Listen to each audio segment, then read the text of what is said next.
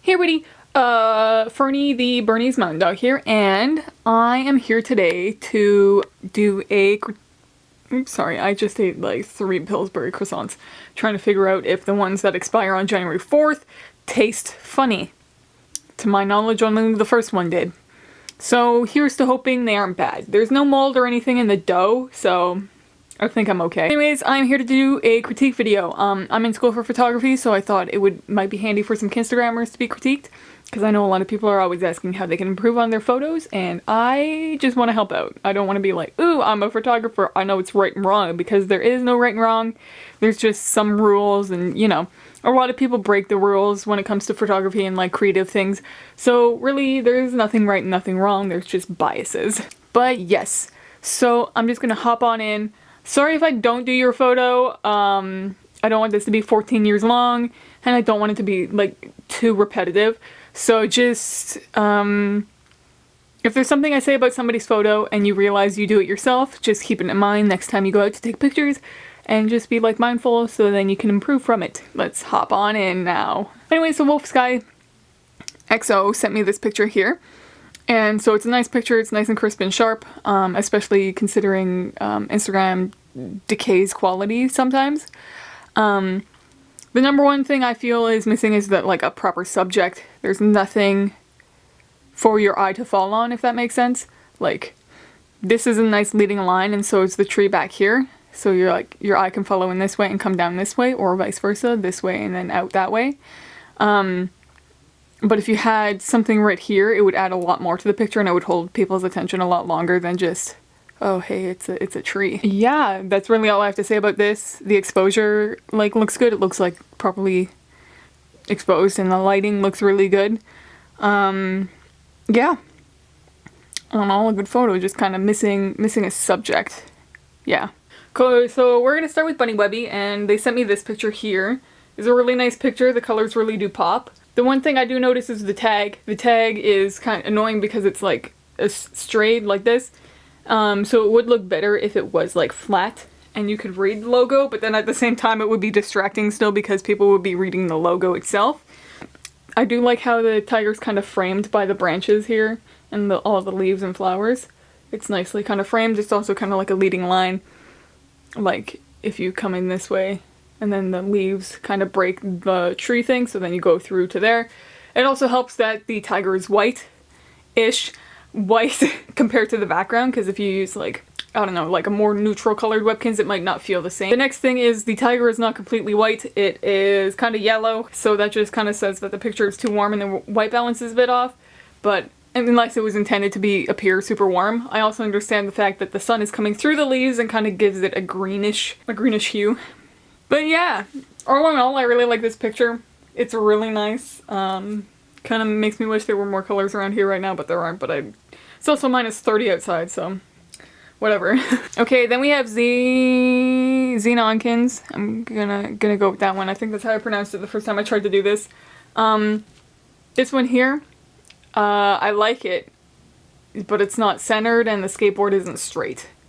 So with this, you either have to go fully centered or all the way to like this side. But aside from that, yeah, you're kind of blowing out in like the highlights, so you're losing like detail here and like here in the Bull Terrier. I also do like that it's a black and white kind of thing, because the blacker the skateboard grip versus the white of the Bull Terrier itself. It's nice because it's a contrasting kind of effect. No, it is a contrasting effect that's occurring. It would look better if it was outside, but I understand some people don't enjoy going outside to do this kind of thing. Me, I don't care, because when I'm taking pictures, nobody in the world is around me. Like, I'm alone. I'm like, well, as a rep, I don't care anymore. Like, I don't pay attention. I also know some people can't do it, because I'm one of the people who kind of can't do it. I never take photos around my house anymore because I've run out of places to do it. I don't know how Heather does it in a field or in her house all the time. I don't. Yeah, I'd go into more detail about that, but I'd make this video like 17 years long, like book one to the side or like centering and stuff, because it also all depends on what you're trying to say with the picture. Just work on proper exposure, so not losing the detail on those highlights. So Unicorn Kin sent me 2 pictures. This is one of them here. I do like how the log is like a leading line, your eye kind of follows this line, and then boom, there it is. It's also more of a centered composition, which makes the image feel balanced. The sticks and like little branches in the background are kind of annoying, but just watch your background, I guess, is the main one to take away from that one. So then things like this don't happen where it's like, ooh, I've got a stick growing out of my ear. The lighting in this is really nice. I assume it was taken around like 2 or 3 in the winter time. It's a lot nicer than the other picture, which this is my transition. Compared to this one you can tell it has pretty harsh light. So I assume this one was taken about like maybe 1 or 2 in the afternoon during the summertime. So as you can see, there's different effects for lighting wise there. The best time to take pictures is an hour after sunrise and an hour before sunset. So golden hour. You are losing highlights, detail in your highlights. So just watch for that. With digital, you're supposed to expose for the highlights and then like edit for the shadows and bring all the shadows and blacks up and stuff without hopefully making it too grainy or noisy, depending on what camera you use. I do like the composition in this one. I wish it was just a little bit more over here on the rule of thirds. So the rule of thirds is like 2 lines down here and 2 lines across this way, and then you'll have 4 points of where those lines will intersect, and that's where your subject is supposed to be. If it was just pushed a little more this way, it would have a heavier impact than it being completely centered, I think. I think it would have a nicer feel to it. I don't know. Yeah, I do like, as much of the dark and light spots in the backgrounds are kind of distracting from like the shadow and stuff. I like it. It adds something to the image. Here we got Jet again. The number one thing I noticed is the snow is blue. And it's a bit underexposed, but the snow is blue. That's just a white balance thing. Right now, if you look to the edge of my screen, everything looks orange. That's because I am white balanced for this bad boy. The thing is, you gotta watch yourself when you go to white balance, because your camera will try to, when people take pictures and snow is gray, it's because their in-camera meter is trying to bring the whites down to be a mid-tone gray, instead of like a highlighty white. The same thing, when you shoot something super black, it'll try to make it a mid-tone gray instead of being black itself. The background is kind of distracting, and this really bothers me in this corner here. Not the pole, just how the hedge ends. The picture is a little dark, which is also probably why the snow appears a little bit blue. You have nice detail in your blacks. You can see it's 2 eyes, not so much in my camera, but definitely on screen right now you can see the 2 eyes. And yeah. Alrighty, now we got Lilac. Hey sir, how you doing? Oh my god, your horizon's crooked. Is it crooked? Maybe it's just the water that's making me think the horizon's crooked. Oh my god, that's... Okay, I'm literally gonna take a ruler to my screen right now. Is that straight? I think your horizon's just a little bit off. I can't tell. I think it's slightly off. We're just gonna go with slightly off here. I like that there's no footprints in the sand. It makes everything smooth looking. The light's nice. That's that golden hour I was talking about, everybody. The tail of the timber I wish was sitting straight out, but I'm sure you were trying to keep footprints out of the picture. So you just kind of placed it there, like reaching your arms straight out, like, and then it would, like, you know, fall over and you'd be like, no, don't fall over.